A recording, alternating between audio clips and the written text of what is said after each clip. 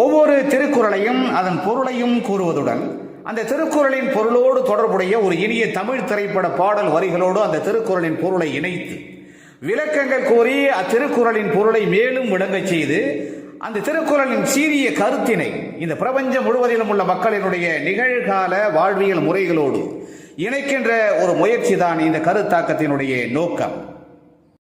அந்த முயற்சியிலே இன்று நாம் எடுத்துக்கொள்ளும் திருக்குறள் எண் 404. பொருட்பாலிலே அரசியலிலே கல்லாமை என்கின்ற அதிகாரத்திலே அமையப்பெற்றுள்ள அந்த திருக்குறள், கல்லாதான் ஒட்பம் கழிய நன்றாயினும் கொல்லார் அறிவுடையார். கல்லாதான் ஒட்பம் கழிய நன்றாயினும் கொல்லார் அறிவுடையார். அதாவது கல்லாதவனின் அறிவினுடைய தன்மை சில சமயங்களில் நன்றாக இருந்தாலும் கூட கல்வி கற்ற அறிவுடையார் அவனை கற்றறிந்தவன் என்று ஒப்புக்கொள்ள மாட்டார்கள் என்பது இந்த திருக்குறளின் அற்புதமான கருத்தாகும். நல்ல கருத்துக்களை கல்வி கற்காத ஒருவன் சில இடங்களில் வெளிப்படுத்தினாலும் கூட அங்கு இருக்கிற கற்றறிந்த பெரியோர்கள் அறிஞர்கள் அவனை ஒரு கற்றறிந்தவனாக ஏற்றுக்கொண்டு அவனுடைய கருத்துக்களையும் ஒப்புக்கொள்ள மாட்டார்கள் என்கின்ற இந்த திருக்குறளின் அருமையான கருத்தோடு தொடர்புடைய இனியதொரு தமிழ் திரைப்பட பாடல் வரிகளை நாம் தேடுகின்ற பொழுது கவிஞர் கண்ணதாசன் இயற்றியிருக்கிற ஒரு அருமைமிக்க பாடல் வரிகள் நம் நினைவுக்கு வருகிறது.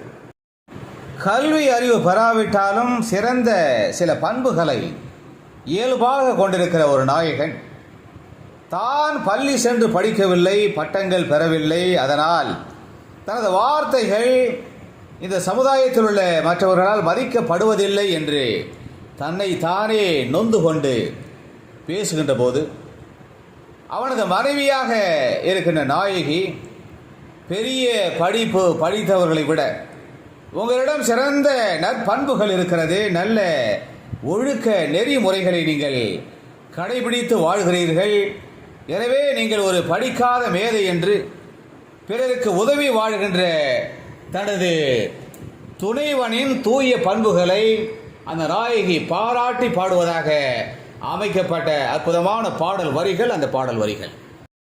அந்த நாயகி கூறுவார், கல்வி கூடங்கள் சென்று சிறப்பாக கல்வி பயின்றதினால் நல்லறிவு பெற்றோர் சிறப்பாக வாழ்க்கை நடத்துபவர் ஆயிரம் பேர் இந்த உலகத்தில் இருக்கிறார்கள். முறையாக கல்வி பயிலாத படிக்காத மேதைகள் சிலரும் இந்த பாரினில் இருக்கத்தான் செய்கிறார்கள். எனவே பெரிய படிப்பு படித்தவர்கள் உங்களது வார்த்தைகளை மதிக்கவில்லை என்று நீங்கள் வருத்தப்பட வேண்டாம். பிறரின் துன்பம் நீக்குகின்ற இயல்பான பிறவி குணத்தினை, கருணை பொங்கும் உள்ளத்தினை நீங்கள் பெற்றிருக்கின்றீர்கள். நீங்கள் ஒரு படிக்காத மேதை, நான் உங்களை விரும்புகிறேன், நீங்கள் கவலைப்படாதீர்கள். படிக்கவில்லையே, நம்முடைய வார்த்தைகளை பிறர் படிக்கவில்லை என்ற காரணத்திற்காக மதிப்பதில்லையே என்று நீங்கள் கலங்கி நிற்க வேண்டாம் என்று கலங்கி நிற்கின்ற தனது கணவனுக்கு ஆறுதல் கூறி அந்த நாயகி பாடுகின்ற அற்புதமான பாடல் வரிகள் இடம்பெற்ற திரைப்படம் 1960 வெளிவந்த படிக்காத மேதை. கண்ணதாசனின் அற்புதமான அந்த பாடல் வரிகளுக்கு KV மகாதேவன் இனிமையாக இசை அமைக்க MS ராஜேஸ்வரி மிக அற்புதமாக இனிமையாக பாடுகின்ற அந்த மேன்மைமிக்க பாடல் வரிகள் இதோ என் குரலில் உங்களுக்காக. படித்ததினால் அறிவு பெற்றோர் 1000 உண்டு, படித்ததினால் அறிவு பெற்றோர் 1000 உண்டு, பாடம் படிக்காத மேதைகளும் பாரினில் உண்டு. படித்ததினால் அறிவு பெற்றோர் 1000 உண்டு, படித்ததினால் அறிவு பெற்றோர் 1000 உண்டு, பாடம் படிக்காத மேதைகளும் பாரினில் உண்டு.